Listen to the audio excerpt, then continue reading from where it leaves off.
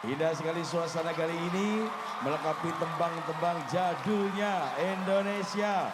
Kita dimanjakan dalam suatu keindahan bersama Lorensa. Kita akan kembali merangkai lagu-lagu dangdut jadulnya Indonesia. Karena hari ini saatnya Wong Lawas tampil.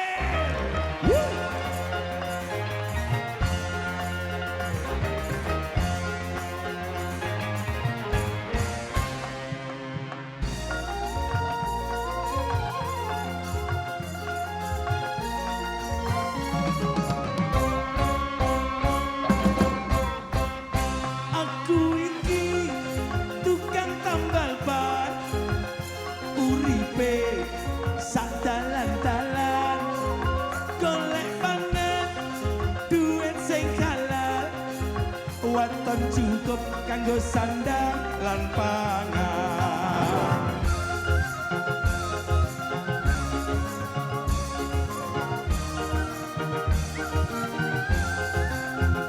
Mak jedot, mak jedot, mak jedot.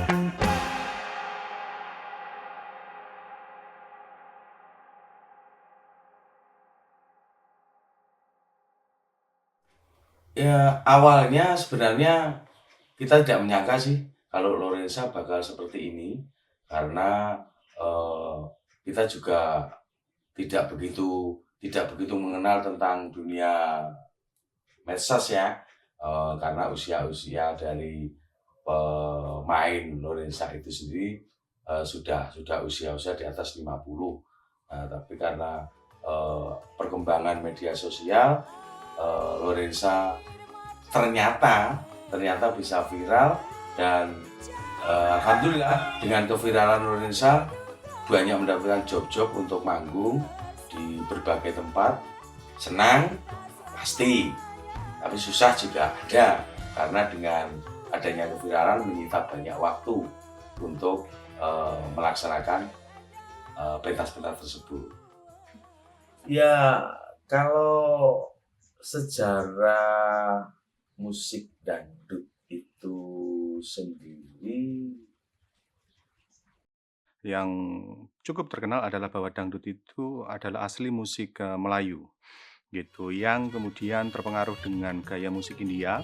Kita tahu misalnya tabla di India itu seolah-olah terrepresentasi di dalam ketipung musik dangdut gitu. Dan pada awalnya musik dangdut itu karena dianggap bagian dari budaya Melayu, maka dia disebut OM, Orkes Melayu. Karena itu setiap saat ini kita melihat pertunjukan musik dangdut, grup yang tampil itu selalu diawali dari OM, itu artinya Orkes Melayu, yang kemudian fakta sejarah di situ seolah-olah mengklaim bahwa dangdut itu adalah bagian dari musik Melayu. Saya kira pada tahun 70-an itu kemudian polemik yang muncul cukup kuat antara musik Orkes Melayu dengan musik genre pop, misalnya musik populer dan sejenisnya, yang menganggap musik dangdut itu sebagai musik kasta rendah atau musik Orkes Melayu tadi gitu. Dan ada anekdot yang muncul dari mereka menyebut musik Melayu itu atau Orkes Melayu itu sebagai dangdut. Jadi onomatope. Dan karena ejekan itu menjadi familiar bahwa musik yang ditampilkan adalah musik dangdut, bukan lagi Orkes Melayu,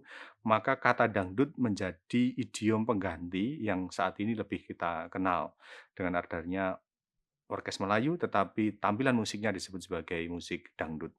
Dan berikutnya muncul superstar yang cukup populer di kalangan masyarakat Indonesia, yakni Rhoma Irama, Oma Irama. Pada zaman itu Rhoma Irama dianggap mengubah konstruksi musik dangdut dari yang kental irama Melayu atau Indianya menjadi agak berhalauan rock gitu.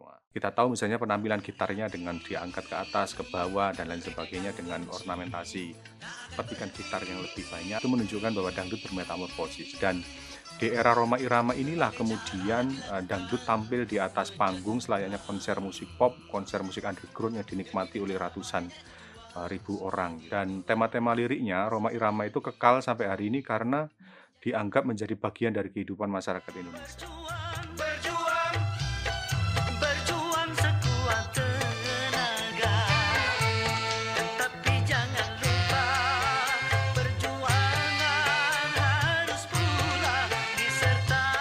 karena itulah bagi rakyat Indonesia mendengarkan lagunya Rhoma Irama itu mirroring, bercermin gitu, seolah-olah dia yang dinyanyikan gitu. Dan kemudian tahun 2000-an muncul seorang biduanita dari Sidoarjo yang kemudian kita kenal sebagai Inul Daratista, yang itu juga mengubah struktur sejarah musik dangdut yang era Rhoma Irama, Melayu, India kemudian berganti menjadi musik koplo.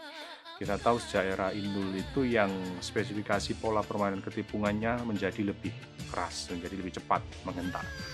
Disebut koplo di situ. Dan disitulah kemudian dangdut tidak lagi dikenal sebagai sebatas jargon musikal, tapi juga jargon goyangan, goyang ngebor, goyang ngecor, terus ada goyang gergaji dan lain sebagainya gitu. Identifikasi dangdut kemudian lekat kepada tubuh penyanyinya dibandingkan dengan konstruksi musiknya. Terus juga semakin kesini muncul katakanlah misalnya dangdut-dangdut yang berhalauan Jawa banget, misalnya Denny Caknan yang konstruksi liriknya itu menggunakan idiom-idiom bahasa Jawa yang saat ini cukup terkenal. Itu juga dimulai oleh Didi Kempot ya gitu. Dan hari ini kita mengenal dangdut versi Jawa. Dan yang terbaru adalah upaya untuk mengembalikan dangdut kepada pintasan sejarahnya, yakni dangdut lawas Lorenza misalnya.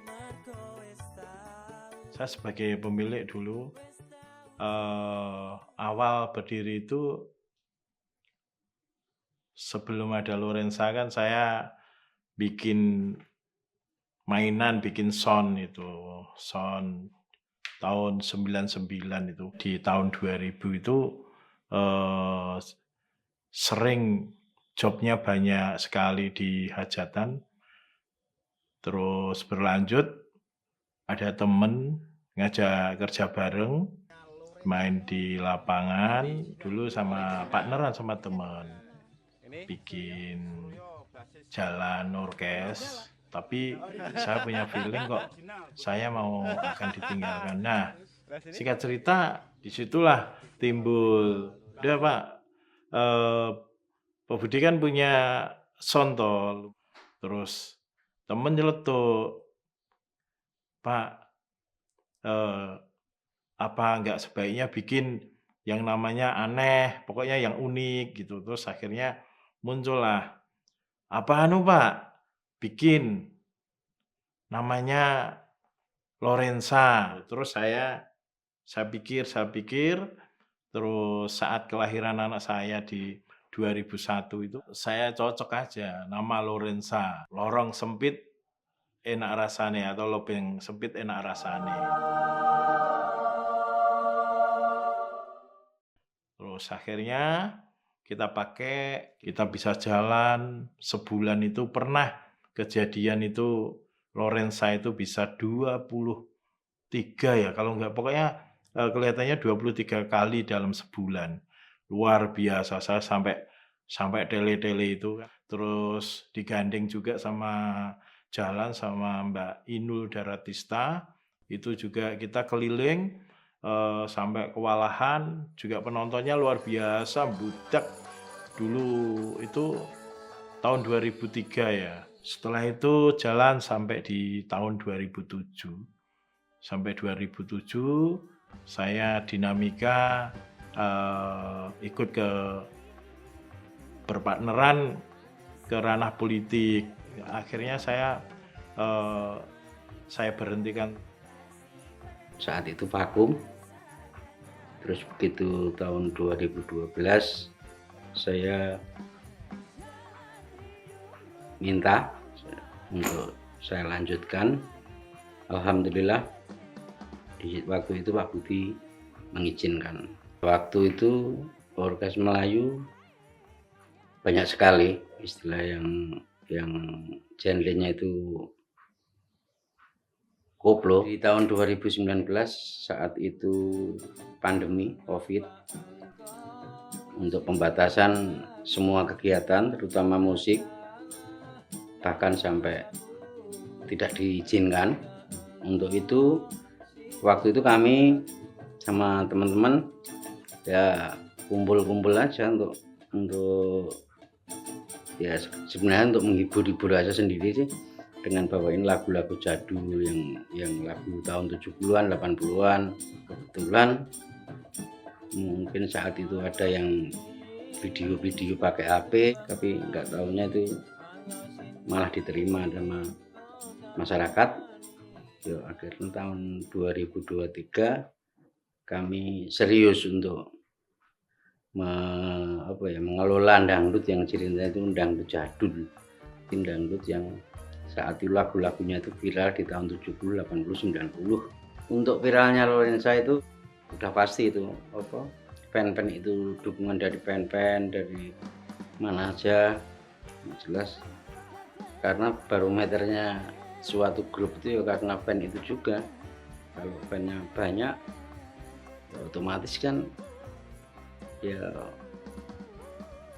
berarti kan diakui sama masyarakat, gitu aja. Pertama kali saya mengenal Om Lorensa dari YouTube. Dari situlah hati saya tergerak untuk melihat dan menyaksikan langsung kehebohan pentas Om Lorensa. Disitulah saya melihat berbagai kalangan, dari kalangan anak kecil, dari kalangan anak muda, dari kalangan dewasa, dari kalangan tua. Semua sama berpakaian jadul. Berpakaian ala jadul era 70, 80, 90. Padahal ini udah tahun 2025. Tapi banyak orang ingin mengenang zaman-zaman dahulu. Nggak ada minuman keras, nggak ada tawuran, jogetnya juga damai. Terus dari pemainnya juga sopan-sopan, dari penyanyinya. Pokoknya Om Lorensa ini musik yang damai, musik tanpa membedakan antara si kaya, si miskin. Saya tahunya dari TikTok FYP. Menarik. Lagunya bagus. Akhirnya suka, menarik. Tuh. Saya pertama kali lihat Lorensa itu dari konten teman saya di Facebook, namanya Mojo Gedang Project. Saat itu ada lagu kebangsaan Lorensa Tambal Ban. Terus saya nonton, penasaran kayak apa sih di sana.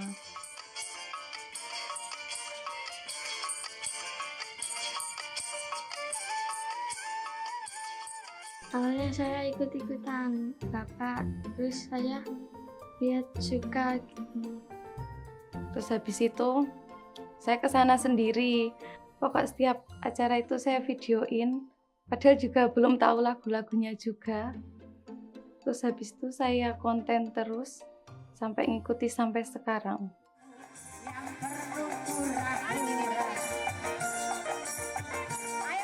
Saya itu tahu Lorensa itu dari TikTok. Awalnya suka, terus saya cari tahu.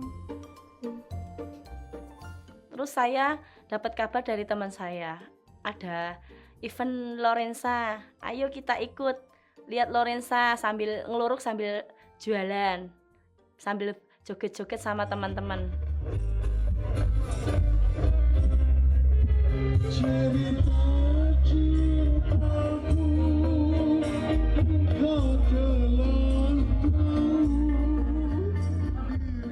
Ya dari Lorensa, dari teman-teman itu, ayo lihat Lorensa.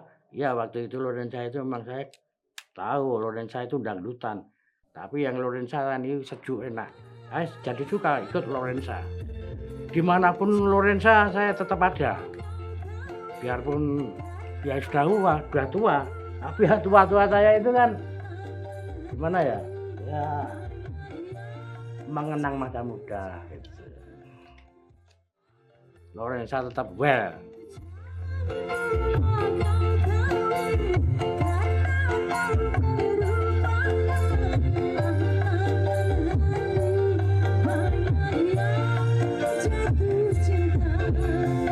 Kalau pengorbanan ya, kan aku juga kerja di pabrik, jadi kan tiap hari berangkat pagi, pulangnya malam, terus habis itu lanjut nonton Lorensa, pulang jam 12, terus sampai rumah 12:30. Tidurnya kan jam tidurnya juga kurang.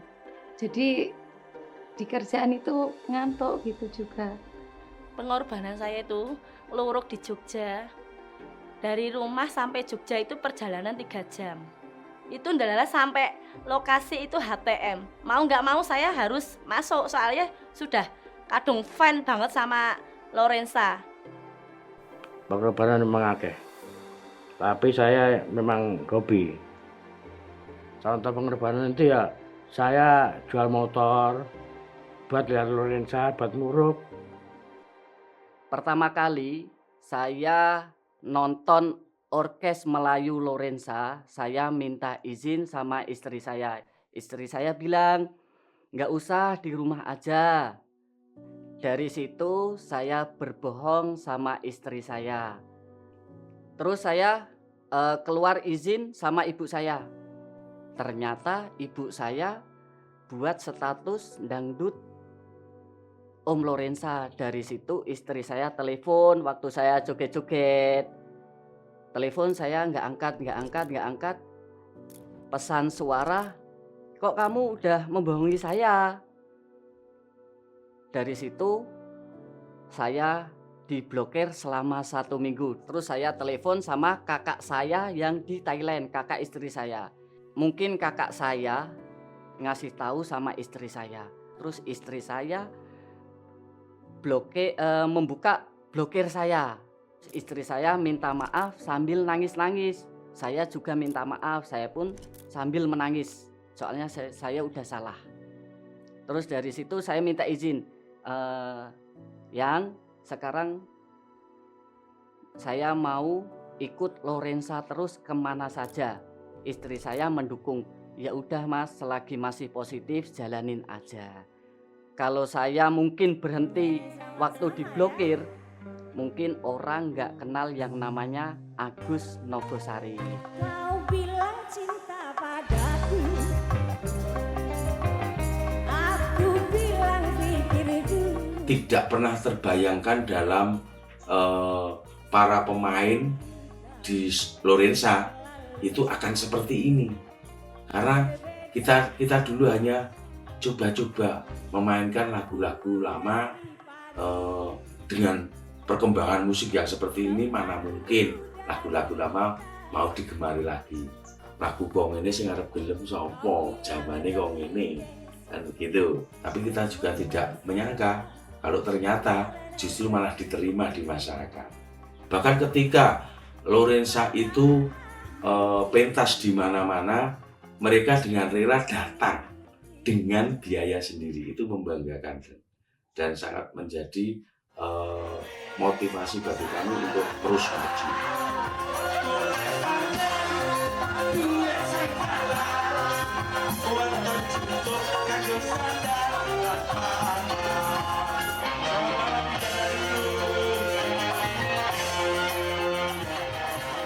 Ya, seperti kita bisa lihat, kita saksikan penampilan Lorenza ya, di mana aspek-aspek visualitas dan juga auditifnya itu kan semacam mengingatkan atau remembering, juga bahkan mencoba untuk merekonstruksi yang lama, terutama dari aspek visual. Kita bisa lihat bagaimana tampilan para pemusiknya dengan menggunakan fashion pada masa baby boomer, masa generasi X dan seterusnya, di mana di situ sangat khas sekali ya. Kita bisa lihat cutbray celana, kita bisa lihat atribusi yang lain termasuk pemakaian dan sebagainya.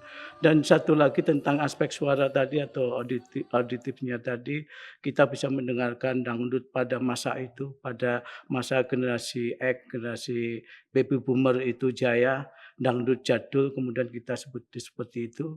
Dan sebenarnya ini juga ekspresi ini bukan hanya di atas panggung, tapi juga sangat meriah dilakukan oleh para fanatisnya yang menjadi audien loyal Lorenza. Di sini saya kira pesan utama dari apa yang dilakukan oleh teman-teman Lorenza adalah bagaimana teman-teman Lorenza ini bisa mengkodifikasi sesuatu yang lama, mengundang kembali untuk dihadirkan pada konteks sekarang, dan kemudian kita bisa lihat sendiri ternyata mengandung atau mengundang berkah yang luar biasa. Lorensa kemudian menjadi hiburan utama teman-teman, bahkan bukan hanya para penikmat dangdut masa itu, para pengguna gaya hidup masa lalu itu yang baby boomer tadi, tapi juga melampaui generasi baby boomer, bahkan generasi milenial dan sampai generasi Z. Kita bisa lihat mereka bersama-sama bisa menikmati Lorensa. Akhirnya Lorensa kemudian kan bukan hanya menjadi remembering bagi mereka yang old school, yang sudah tua, yang pada masa itu menjadi konsumsi hiburan pertama, tapi juga Lorensa bisa diterima oleh generasi X, generasi milenial dan juga Gen Z. Saya kira mereka larut dalam keceriaan dan keramaian dalam sorak-sore apa yang dihadirkan oleh Lorensa. Saya kira kapitalisme sudah tidak bisa dibendung, tidak bisa ditolak ya untuk masa-masa sekarang ini, apalagi di dunia hiburan ya, itu sudah sangat masuk sekali, sudah sangat luar biasa penetrasi kapitalisme di dunia hiburan, di dunia seni-seni populer, di mana dangdut salah satunya ada di dalamnya. Sehingga di sini saya kira apa yang dilakukan oleh Lorensa dengan menghadirkan kembali yang lama, komodifikasi itu sendiri kan istilah yang ada dalam domain kapitalisme. Bagaimana menjadikan sesuatu itu menjadi benda-benda kapital, benda-benda yang bernilai material, benda-benda yang kemudian akan menghadirkan cuan banyak. Nah, disitulah kejelian saya kira bagaimana Lorensa ini mengambil kesempatan, mengambil peluang itu. Dan peluang ini kan hampir tidak terduga. Bisa jadi itu tidak direncanakan ketika mereka mencoba berekspresi dengan mengambil yang lama, ternyata peluang pasar itu ada dan bahkan melimpah. Karena saya kira saat-saat sekarang di mana digitalisasi, di mana era digital sudah luar biasa, metaverse seperti ini, ada kerinduan oleh teman-teman yang lahir pada masa itu. Kerinduan untuk menghadirkan kembali pengalaman-pengalaman masa lalu. Dan biasanya pengalaman masa lalu ini sangat kuat sekali, menetap sekali di dalam kepala adalah peristiwa-peristiwa yang menghibur, peristiwa-peristiwa yang sempat dikonsumsi dan menjadi barang yang bernilai nostalgia, itu yang kemudian ketika dihadirkan kembali ya langsung ditangkap, langsung dikonsumsi. Bahkan mengkonsumsinya menghadirkan kembali juga dirinya sebagai yang lama. Penontonnya kita bisa lihat mereka mencoba untuk mengekspresikan sebagai yang lama ketika mereka pada masa itu mengikuti euforia kegembiraan dangdut pada masa itu, fashion pada masa itu, gaya hidup pada masa itu. Dihadirkan kembali semua. Nah, saya kira disinilah bagaimana kapitalisme itu bermain. Bagaimana kapitalisme itu hadir dalam konteks hiburan. Dan itu sudah seharusnya kalau dalam konteks hiburan itu karena di sana memang yang disasar adalah masif. Masif itu berarti banyak sekali dan di sana memungkinkan sekali untuk menghadirkan kapitalisasi uang di sana. Saya kira band itu sangat berkontribusi. Lorensa nggak akan mempertahankan ini dan nggak akan mempercantik dengan hal yang lama kalau audiens tidak memberi inspirasi. Audiens ini yang kemudian saya kira berkontribusi besar. Wah, ternyata mereka yang diinginkan seperti ini. Ya sudah, kita seperti yang mereka inginkan. Undanglah semua atribusi lama, undanglah semua pemikiran-pemikiran lama, spirit-spirit lama di atas panggung. Bukan hanya di atas panggung, malah kemudian karena dalam dunia industri kapital seni populer semacam ini, Lorensa dan juga barangkali ada pihak-pihak lain yang diuntungkan. Misalkan kemudian muncul outlet-outlet yang menjajakan fashion lama yang kemudian akan menjadi barang konsumsi baru terutama oleh para penggemar Lorensa. Ini semua kan sebenarnya kan bentuk komunikasi yang lama dengan menghadirkan spirit lama untuk dijajakan dalam konteks sekarang di mana dunia digital ini sangat berperan sekali, bahwa outfit yang dikenakan oleh para Lorenza itu menjadi konsumsi para netizen yang menganggap ih asik ini lucu gitu. Mereka tidak pernah berpikiran bahwa ini pernah ada, bahwa ini mengandung nilai-nilai spiritual apa, nggak pernah berpikiran seperti itu. Yang ada adalah bagaimana ini lucu dan ini kemudian kok menjadi dalam hitungan algoritma itu semakin menggelembung banyak sekali, dan kemudian mereka semakin memperkuat itu dan menjadi bagian dari yang memunculkan tren semacam apa yang dilakukan oleh Lorenza.